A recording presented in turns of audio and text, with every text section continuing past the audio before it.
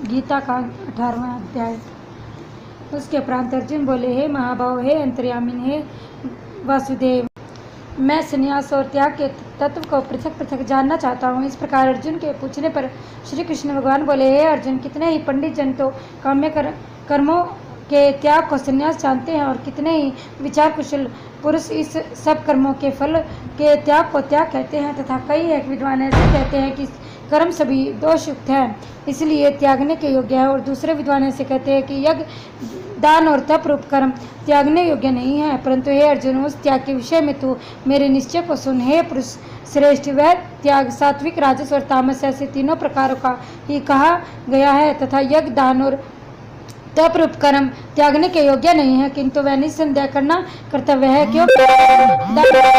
यह तीनों ही बुद्धिमान पुरुषों को पवित्र करने वाले हैं। इसलिए हे पार्थ, यह यज्ञ, दान और तप रूप कर्म और भी संपूर्ण श्रेष्ठ कर्म आसक्ति को और फलों को त्याग कर अवश्य करने चाहिए, ऐसा मेरा निश्चय किया हुआ उत्तम मत है। और हे अर्जुन, नियत कर्म का त्याग करना योग्य नहीं है, इसलिए मोह से उसका त्याग करना तामस त्याग कहा गया है। यदि कोई मनुष्य जो कुछ भी कर्म है वह सभी दुख रूप है, ऐसे समझकर शारीरिक क्लेश के भय से कर्मों का त्याग कर दे, तो वह पुरुष उस राजस त्याग को करके भी त्याग के फल को प्राप्त नहीं होता है, अर्थात उसका वह त्याग करना व्यर्थ ही होता है। हे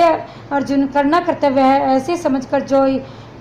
शास्त्र विधि से नियत किया हुआ कर्तव्य कर्म आसक्ति को और फल को त्याग कर किया जाता है, वह ही सात्विक त्याग माना गया है, अर्थात कर्तव्य कर्मों को स्वरूप से न त्याग कर उनमें जो आसक्ति और फल का त्यागना है वही सात्विक त्याग माना गया है। हे अर्जुन, जो पुरुष अकल्याण कर्म से तो द्वेष नहीं करता और कल्याणकारक कर्म में आसक्त नहीं होता है, वह शुद्ध सत्वगुण से युक्त हुआ पुरुष संशय रहित, ज्ञानवान और त्यागी है, क्योंकि देहधारी पुरुष के द्वारा संपूर्णता से सब कर्म त्यागे जाने को शक्य नहीं है। इससे जो पुरुष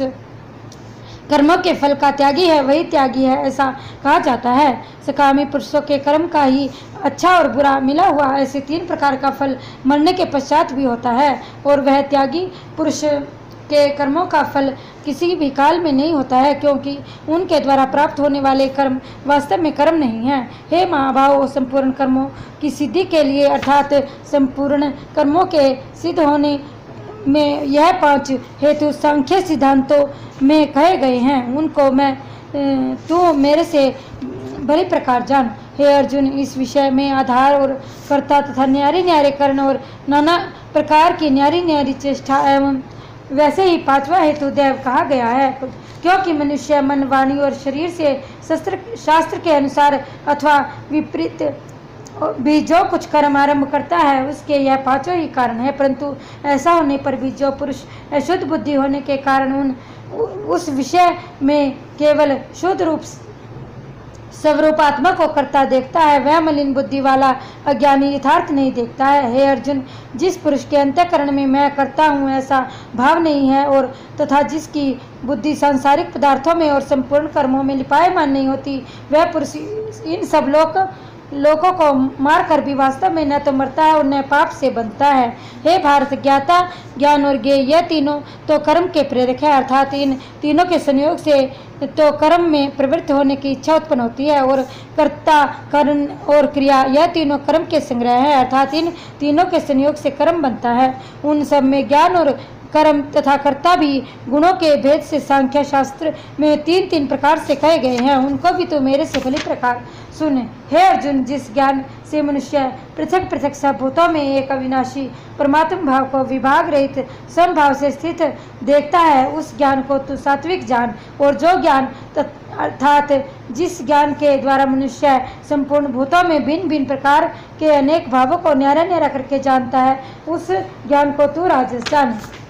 और जो ज्ञान एक कार्य रूप शरीर में ही संपूर्णता के सदृश आसक्त है, और अर्थात जिस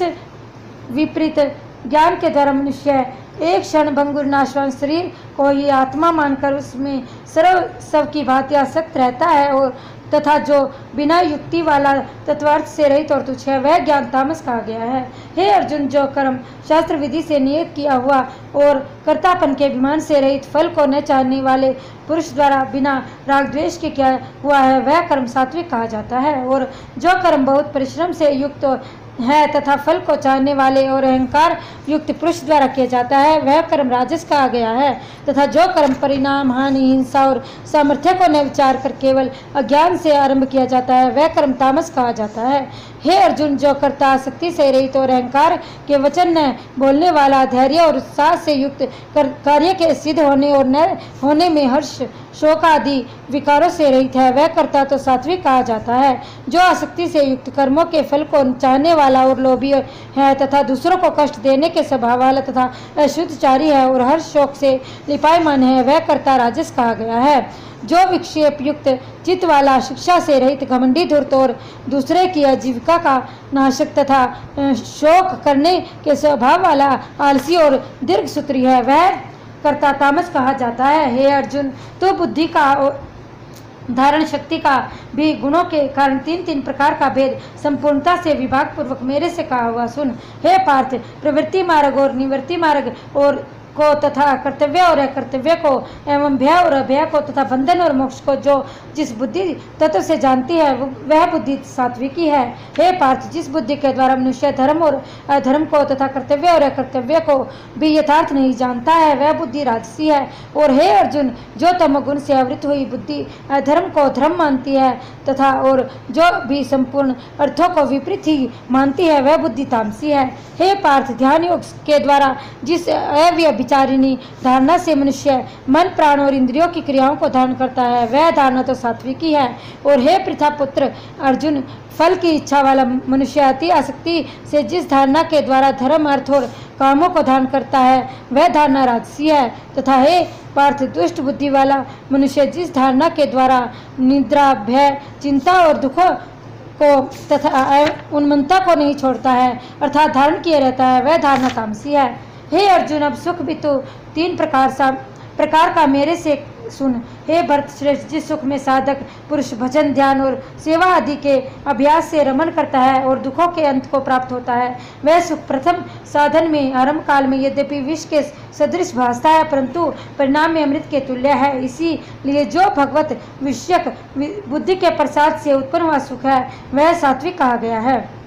जो सुख विषय और इंद्रियों के संयोग से होता है वह यद्यपि भोग काल में अमृत के सदृश भासता है परंतु परिणाम में विष के सदृश है, इसलिए वह सुख राजस कहा गया है। तथा जो सुख भोग काल में और परिणाम में भी आत्मा को मोहने वाला है वह निद्रा, आलस्य और प्रमाद से उत्पन्न हुआ सुख तामस कहा गया है। और हे अर्जुन, पृथ्वी में या स्वर्ग में अन्य देवताओं में ऐसा वह कोई भी प्राणी नहीं है कि जो इन प्रकृति से उत्पन्न हुए तीनों गुणों से रहित हो, क्योंकि यौन मात्र सर्व जगत त्रिगुणमयी माया का ही विकार है। इसलिए परंतप ब्राह्मण, क्षत्रिय और वैश्यों के तथा शूद्रों के भी कर्म स्वभाव से उत्पन्न हुए गुणों करके विभक्त किए गए हैं अर्थात पूर्वकृत कर्मों के संस्कार रूप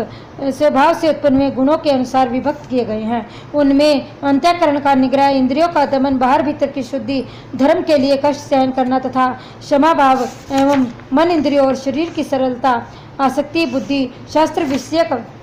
ज्ञान और परमात्म तत्व का अनुभव भी ये तो ब्राह्मणों के स्वाभाविक कर्म हैं। शूरवीरता, तेज, धैर्य, चतुरता और युद्ध में भी न भागने का स्वभाव एवं दान और स्वामी भाव अर्थात निस्वार्थ भाव से सबका हित सोचकर शास्त्र आज्ञा अनुसार शासन द्वारा प्रेम के सहित पुत्र तुल्य प्रजा को पालन करने का भाव ये सब क्षत्रिय के स्वाभाविक कर्म हैं। खेती, गोपालन और क्रय विक्रय रूप सत्य व्यवहार ये वैश्य के स्वाभाविक कर्म हैं और सब वर्णों की सेवा करना यह शूद्र का स्वाभाविक कर्म है। एवं इस प्रकार अपने अपने स्वाभाविक कर्म में लगा हुआ मनुष्य भगवत प्राप्ति रूप परम सिद्धि को प्राप्त होता है। परंतु जिस प्रकार से अपने स्वाभाविक कर्म में लगा हुआ मनुष्य परम सिद्धि को प्राप्त होता है उस विधि को तो मेरे से सुन। हे अर्जुन, जिस परमात्मा से सर्वभूतों की उत्पत्ति हुई है और जिसका यह सर्व जगत व्याप्त है उस परमेश्वर को अपने स्वाभाविक कर्म द्वारा पूजकर मनुष्य परम सिद्धि को प्राप्त होता है। इसलिए अच्छी प्रकार अनुसार आचरण कर किए हुए दूसरे के धर्म से गुण रहित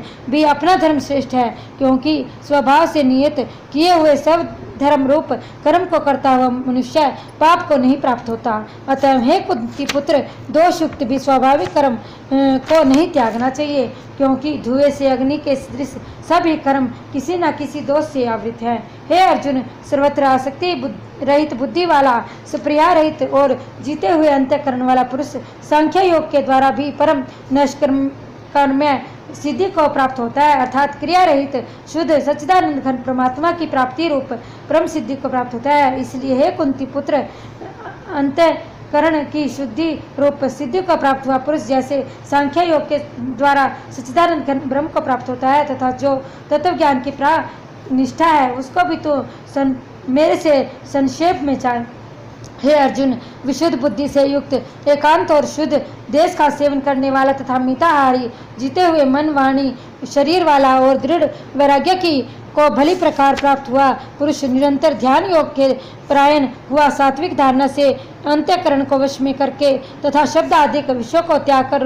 और राग द्वेषों को नष्ट करके तथा अहंकार बल घमंड काम क्रोध और संग्रह को त्याग कर ममता रहित और शांत अंतकरण हुआ सच्चिदानंद घन ब्रह्म में एक ही भाव होने के लिए योग्य होता है। फिर वह सच्चिदानंद घन ब्रह्म में एक ही भाव से स्थित हुआ प्रसन्नचित्त वाला पुरुष न तो किसी वस्तु के लिए शोक करता है, न किसी की आकांक्षा करता है, न